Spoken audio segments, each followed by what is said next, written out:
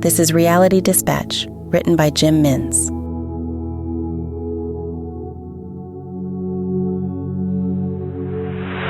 He liked to work at night under the moonlight that emanated through the windows. His vision was obstructed, but he was familiar enough with all manners of the human torso that his hand could be guided by instinct. On this particular night in October, the makeshift scaffold that had secured him high above the marble floor was positioned dead center of the fresco. Michelangelo didn't bother to light so much as a candle to guide him on his ascent. It had been 3 long years, working day and night, mostly night. He didn't know how much more time he would spend on his back. He suspected a few more years. He was 36 years old. His wrist grew numb as the blood drained every time he placed the brush on the ceiling. Adam had been completed. It took 11 months and 13 days.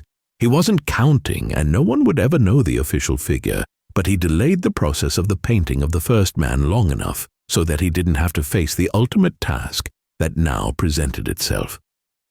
He was to create the face of God. Michelangelo was afraid, and to counter his fear, he confined his work to twilight. He would even occasionally wear a blindfold when the moon was particularly bright. Michelangelo insistently and purposefully did not concentrate as the strokes caressed the clay as if he were an automaton. Other than a guide on the idea of size, tone, and shape, he did not want to present a conscious depiction of the face of the Creator.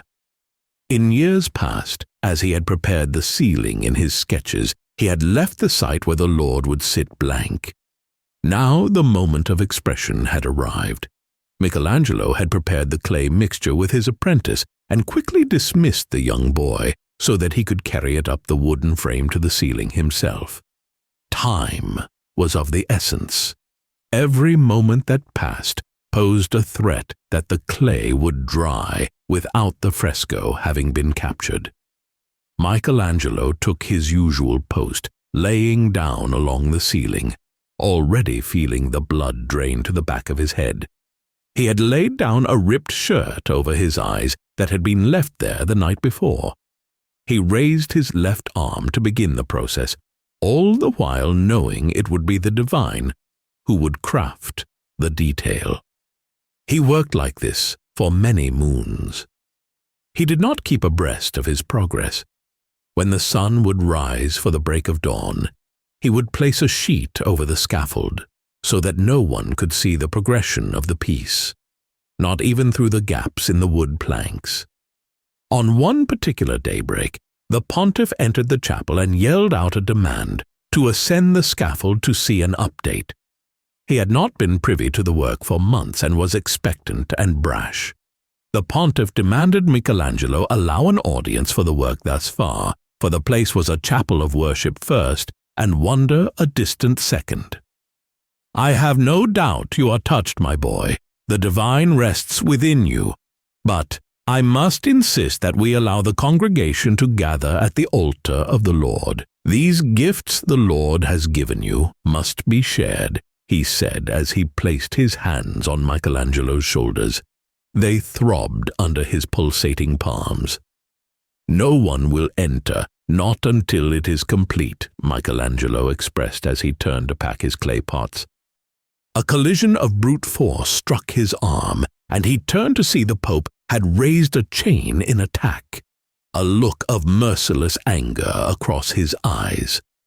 The pontiff, however, unexpectedly accepted the decree of the artist and left the chapel in a huff. He didn't return until the fresco was completed. The face of God took 17 months to complete. Instinct had told Michelangelo at 4:37 on the morning of February 19th, 1510, to remove his blindfold and look upon the fresco. He could hear his heart pump harder than the pounding of 1,000 waterfalls. He felt the pulse in his ears as if counting down to the reveal. He slowly opened his eyes simultaneously to stare upon the pupils of the one who made all things possible.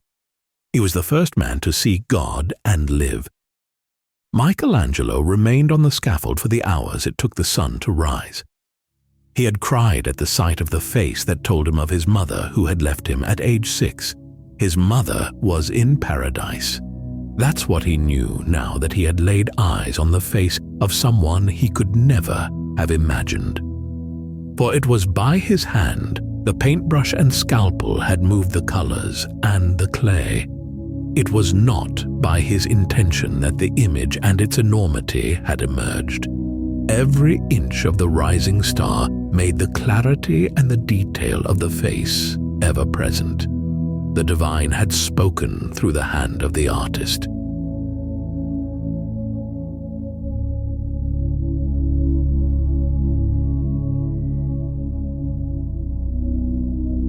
For more stories of fact-based fiction, head to jimmins.substack.com.